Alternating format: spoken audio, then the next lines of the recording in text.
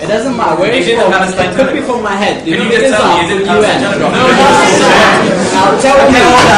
Tell me. We're going to move on to the next question. But if it's the Palestine Telegraph, this is interesting. If the gentleman doesn't want to tell you what his source is, in which case I will assume that it is the source which he doesn't want to tell you.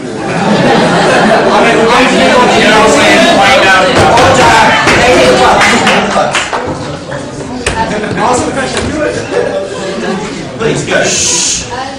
It's regarding what the story started with about you quoted Ahmadinejad and about the annihilation of Israel.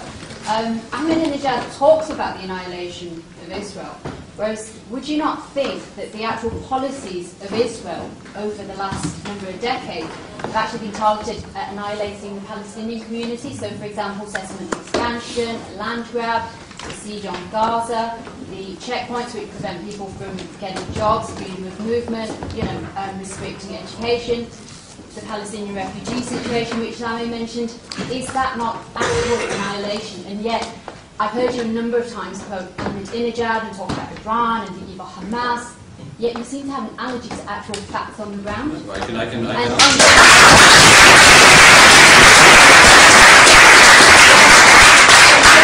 I'll tie into that. But the other thing that you mentioned in your opening statements, both of these are very ironic points because you talked about propaganda. Okay, can we let him answer them one at a time? Well, you do them both at once. No, because there are lots of people who want to ask questions. We're not going to have enough time. Very brief point. So can you please, Mr. Moe, please? It's about propaganda. Just a quick point on propaganda. Okay, no, sorry, we can't let that go. We're just wasting time for everyone else. I'm really sorry. We're not going to do things based on random options. We're going to maintain to a certain order. What you are doing is disrespectful to all the other students who want to hear the questions. You're wasting everyone's time. Please, Mr. Moe. Thank you. I hope we can speak afterwards and I'll answer the second part then, in private or whatever. The question on Iran, it's a straightforward one. If the Iranian, as I say, President, Supreme Leader and others say they want to annihilate the state of Israel... They never said that, Douglas. Okay, they never said please, basically... let the speaker finish. It's not going to be very disrespectful. And there's always someone who pretends they don't say what comes out of their mouth. Wipe from the face of time, whatever your particular transliteration you want to you have sufficient knowledge of English. I mean, you're an English speaker, you can understand. Your fellow students who want to listen to this answer is the following. Is that whilst pursuing nuclear weaponry, that is certainly something which Israel should be concerned about. Secondly, on the issue, no, I don't think there's anything like an annihilation. Look, it's referred already that Israel is a nuclear state, okay? Mordechai Vanunu, the whistleblower, went to prison for revealing this many decades ago, as this country imprisons people who release our secrets and our intelligence information. Now look, let's just be real about this. If Israel wanted to annihilate the Palestinian people, it could, but it doesn't. It doesn't. It's simply a fact on the ground. Go to the West Bank, go to Israel, speak to Palestinians in Israel. Is it annihilating them? Or is it giving them all the rights of every other citizen? It's the latter. What is the Jewish oath of loyalty then? This is a fantasy concept. That Israel is engaged in annihilation. And by the way, it is said for a particular reason. A very particular reason. I have to highlight this very quickly. It is always said because the desire of people in Europe and elsewhere at the moment seems to be lending towards the idea that now the Jews are doing it. Now the Jews are doing genocide. It's such an attractive thing for Europeans to argue. You see, even the Jews can do genocide. No, this is a fantasy. Okay, can we have a response from... Let me quickly jump on the point that I've been hearing for long now, which is whether Hamas recognized Israel or not. There has to be a question whether Israel recognized the Palestinians or not. Quickly, I'll go back into history and I'll see. And I'll ask Mr. Murray, have Israel recognized us? Yes. No. Yes. Of course, no. Israel has recognized the PLO as a representative of the Palestinians, but they've never recognized Palestine or Palestinians as a nation or a state. They never, and they will never do it. Okay, thank you. I've got another question. Okay, how about the gentleman over there in the corner? There's a question to that side. The other side takes Hamas to be an obstacle to any diplomatic process of progress in the region. This side takes that as a premise of the argument. Is that something that you share? And if so, what are the possible solutions to Hamas's ideological objections? What goes forward? I'll try and answer that. I think again, we keep on coming back to the same answer. Sometimes it is very complex. Of course it's very complex. You can't just deal with it in black and white. You know, it is a situation where Hamas are being identified, targeted, and in many cases assassinated. When you're killing the people of Hamas, it is very difficult for them to sit at the table with you and to start talking peace. So it has to start with let's stop dropping bombs on families. Let's stop targeting and extrajudicial murders in foreign countries. That's where it has to start.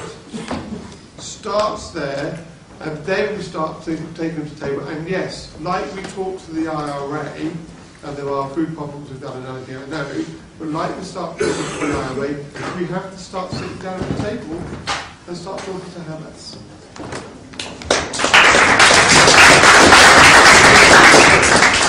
Just one regarding this question. Okay, very quickly. I don't want to be a spokesman for Hamas or defend Hamas views, but having followed the politics, I could clearly tell you since Hamas and it's coming to power, there has to be some strategic change in its policy. They have started to say that we might accept a two-state solution based on the 1967 borders, which is a turning point in Hamas charter. Okay, I guess this has to be taken further if the Israelis accept to speak with Hamas, but they will never accept. Okay, a question from the gentleman at the back there, in the shirt. I'm not belonging to any particular association myself. I did visit Israel recently. It was just one of those places that have always interested me very deep in culture and religion. Just an observation, I was staying in Tel Aviv, and a part of, in Tel Aviv you have Jaffa as it's called in Hebrew. And what I found quite interesting was the Arabs living there tend to have a very good life. I saw most of them driving around in BMWs and nice cars. We ate in a restaurant run by Arabs that were predominantly served by Jewish customers living. So I don't think like this hostility, like I think to an extent you're making it sound almost a little bit exaggerated in concern to contemporary. Okay, can we have someone from this side and then someone from this side answer? I think I don't know if this works, but I think you get a very sterile approach to Israel and Palestine when you go to Tel Aviv. I think it's a very different world from actually what's going on in Nablus and Hebron and Ramallah and Bethlehem and East Jerusalem. I think in Tel Aviv it's almost like an oasis surrounded by a war zone. And I'm sure you went outside of Tel Aviv, and I'm sure you probably went over to Ramallah or Nablus or went into Hebron and sat in cafes there. But I think if you did, you would have seen a very different world.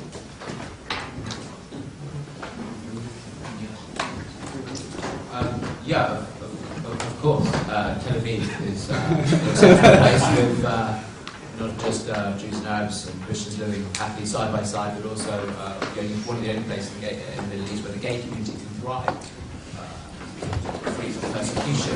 To then state that Nablus and Hebron are not Israel proper, they're in what's called a disputed territory, and they're a war zone. The question we must ask is where this moral competency lies. It's a war zone, it's different from Israel proper. And the model that we hope for the Palestinian state is that of Israel, is that of Tel Aviv, where Jews and Arabs can live happily side by side. Yeah, okay, now another question. Okay, gentleman there. Mr. Murray, you said Israel, we call them military occupiers, have a democracy. Well, this democracy has come with a cost. 60 years of occupation and the cost of my grandfathers in South Lebanon, and this democracy has brought these, just to mention a few, and I have the source for you if you are really interested into facts, by United Nations and a few organizations in the United States, so I'll bring it to you down. One of them is that more than 1.1 million people, which is 75% of Gaza population, lack food according to the United Nations, and 10% of Gaza water now meets the international standards for consumption. And also Israel allows entry for only 2.2 million liters each week of fuel, half of the minimum level required by the civilian in Gaza. Now how would you call that a democratic state? I don't call them, I call them military occupiers. Okay, good. Let me ask you were laughing at the data. I have the data for you here. Firstly, even the UN's own data, which you can look back at, like later, shows living standards in Gaza Gaza are higher than in many other parts of the region. Secondly, let's just get back to the facts. Why is it that there are checkpoints in and out of Gaza? Why is it that Israel is sending in truck after truck of food, and why isn't there free flow? Because, just to tread back over it again, every time there is a free flow from Gaza into Israel, Israel gets suicide bombers. So if there were no suicide bombers coming in, then the aid and so on could be better. It would be trade, not aid. And then secondly, a very, very important point. The gentleman who just spoke said 60 years of occupation. Is this, we ask ourselves what I think most of us on the panel want, which is a carving out of a Palestinian state within this? No. 60 years of occupation. You mean the whole of Israel is an occupation? Do you not? The whole of Palestine? Yeah. Do you not think that? The whole of Palestine is an occupation. Yeah. You believe, in other words, there is no Jewish state on the rise. No, Jews can live in Palestine, but Israel, they invaded Palestine. That's what they did. Illegal. And South We're going to have a response to that. And then we're going to have a debate to an end. So we won't get your questions. Sorry. Let's go to this bit. And then there was a quick, like a flagrant mistake made again by Mr. Murray, and I'm very happy to keep track of his mistakes. He only thinks you utter lies when he said that about the checkpoints in Gaza because of the suicide attacks since Israel imposed the siege in Gaza 2006 till now. There was no suicide attacks going from Gaza. Tell us names, numbers, statistics, please. Thanks. Okay, we're going to have to finish there. I'm very sorry. Thank you ever so much for all my guests.